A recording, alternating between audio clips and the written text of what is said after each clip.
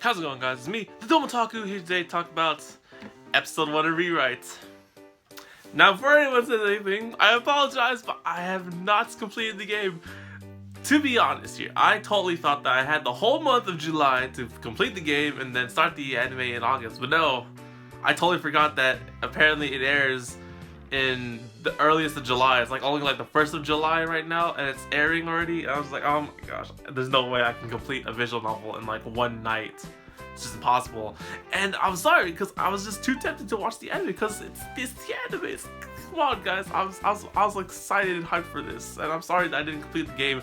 I will complete the game. Don't worry about that. But I just wanted to see this episode so bad. So, anyways, guys, let me show you guys my thoughts and confusions for this anime, because you guys were telling me, like, you know, I wouldn't understand a little bit of some of the stuff here or might be confused. You're 50% right about that, but don't worry about it. The other 50% was like, okay, trying to understand this anime even though I didn't really play the game. So I'm sorry, guys, but let's get on with it. So, interesting enough, let's get all the stuff before. So first of all, the Rewrite animation, I love it so much. Like, it's like everything looks fine. The animation, it may look different from all the other key animes, but I think for now, it's whatever, to be honest. It's fine. It's really, for one, like the characters and the soundtrack and just like everything else, it really does stay true to the anime. Like small tidbits of details from the games when you're just wandering around and whatnot. It really does just like, you know, it's like, oh, I remember that, doing that in the game and whatnot. So for one, I really enjoyed it.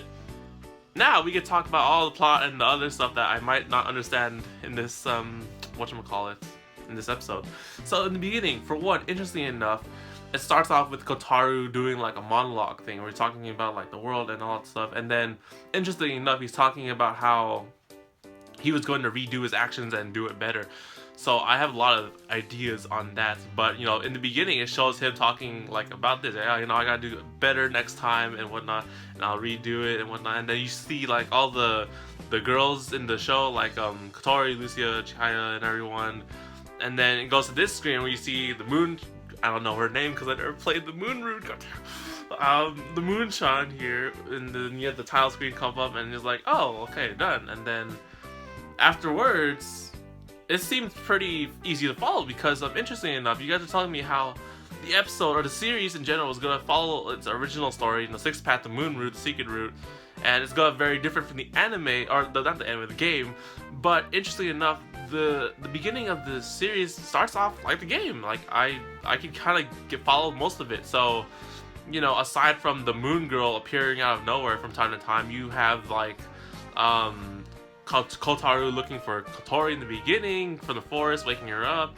Then you have Chihaya come in from school. It's following the beginning of the game. I was like, wait, this is really interesting. I thought they were gonna do something else entirely different. But according, you know, assuming my thoughts in the end will make sense, but yeah, following the procedure of the games, you know, like, oh, Yoshino is like, oh, you want a duel? I don't know, play card games, all that stuff.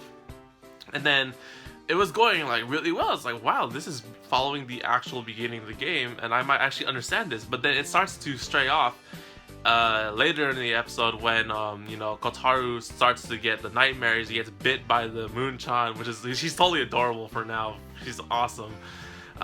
He has nightmares, and he's seeking help from the witch. But then, in the later half, surprisingly, Kotaru escorts Chihaya around the city to show her the sights, and that is something that I have not seen in the game yet. I know it's in the game opening because you see that little cutscene in the game opening, but I've not been there in the game yet. So I'm just like, oh shoot, this is the thing for Chihaya's route. I'm most certain my visual novel experience is 100% telling me it's correct. So, you know, Kotaru shows her around, they have a cool moment together, and I'm just like, wait, why are we going through Chihaya's route? Interesting enough.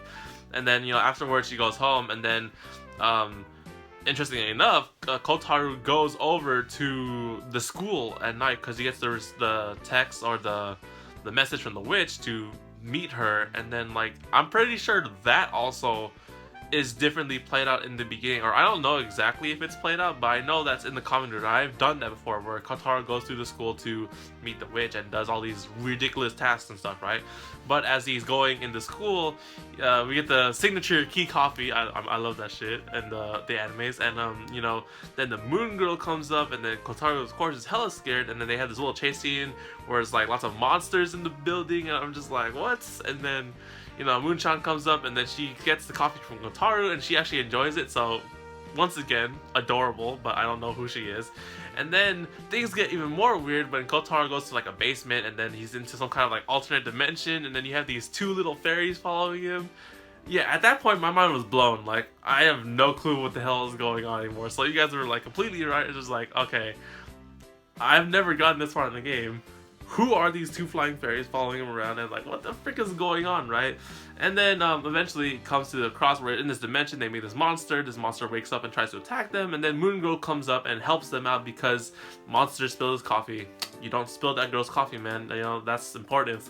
And then afterwards, Kotaro wakes up in the real world, and then finishing off the task and meeting up with the witch and then Aokana, and then that's where the episode ends. So,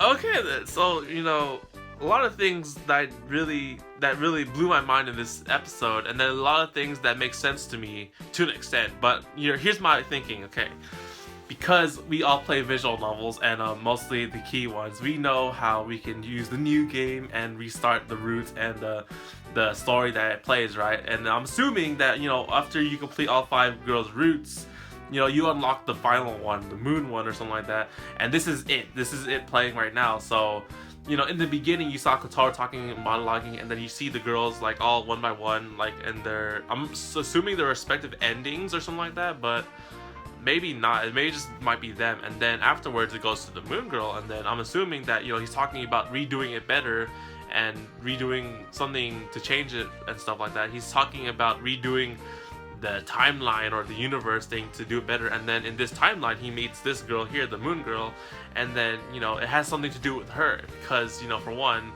the story is playing out the same way as you start off the game as any time. You know, you you go find Katori, and then you go like bring her home, and then all the other stuff. And then the only thing that I found really different about this route, or that strays off from anything, because he's showing Chihaya around, and that's like really, you know, focusing on more her, because, like, you know, I never played that route, but I could assume that that's what happens when you go through Chihaya's route in the game. And then afterwards it goes back to normal, where you're going to, you know, doing these things, and then you have the whole weird dimension thing, and then the flying fairies, and then the girl with the coffee and the monsters, and I'm just like, oh man, I'm so totally lost. So that is honestly my thinking for this series, or the animation for Rewrite. So in a sense, I'm assuming that Rewrite, the animation, starts off as on the 6th route, or the moon route, as you guys tell me. And, you know, so you don't have to do all the 5 other girl routes in the anime once again, like Little Busters. But, you know, it starts off in the 6th route, the true route, or like, you know, trying to do the best route and the true ending per se, right?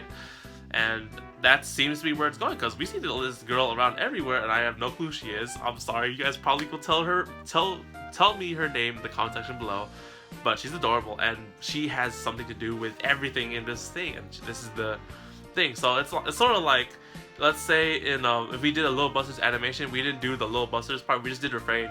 That's basically what this is in a sense, or what I'm thinking it is, because, you know, it's just like, oh, you know, in the past Kotaro did do these things, the routes with the girls, and then here's the true one, and this is the animation. So yeah, that's about it for now. And I mean, assuming the storyline's going the same way it does with the game, because he's meeting with Akane for the first time, and then like he's gonna ask her help, like, oh, I'm being haunted by ghosts, and then it follows up some more normal stuff, and then other things happen that stray off from the moon ending or the moon route in the game. And that's about it, to be honest, because that was 46 episodes, guys. Or not 46 episodes, why the frick did I just say that? 46 minutes. And that was 46 minutes of amazingness, confusion, and some hype, and adorableness. Yeah, we can't involve that. So, I'm sorry, guys, once more time for not finishing the visual novel. I'm going to do it. Don't worry about that. It's just, I just couldn't help it. So, those are my thoughts for someone who hasn't finished the game, and for someone who's watched the 46-minute episode, and you guys who are complete experts than me, who finished the game and 100%ed it, probably know a lot more than me, like this girl's name. So, you know, you guys will keep me informed to an extent without spoiling anything, most likely, or I don't know if I got spoiled about stuff here, but yeah, you know, like who are those fairies? What is going on? A lot of things. So anyways, guys, thank you guys for watching my my failed thing. My review, first impression review of Rewrite, even though I haven't completed the game. And I hope you guys enjoy. I'll see you guys, you know, if episode 2 comes out, it's not 46 minutes again, and I might cover it again. I don't know if I'll do my best to complete the game, guys. That's all I can say. I can't play the game as much as I really want, and you know, the anime is airing now, so I have like a week to complete it before the next episode airs. That might be possible. So anyways, guys, thank you guys for watching. I hope you guys enjoyed. I'll see you guys on the next video on the Don't Talk Anime channel, and subscribe because I will be covering Rewrite episode 2. And once again, you guys will fill me in on all the stuff that I don't really know, maybe without spoilers, who knows. But anyways, guys, thank you guys for watching. I'll see you guys on the next video on the Don't Talk Anime channel. So take care, guys, and matane.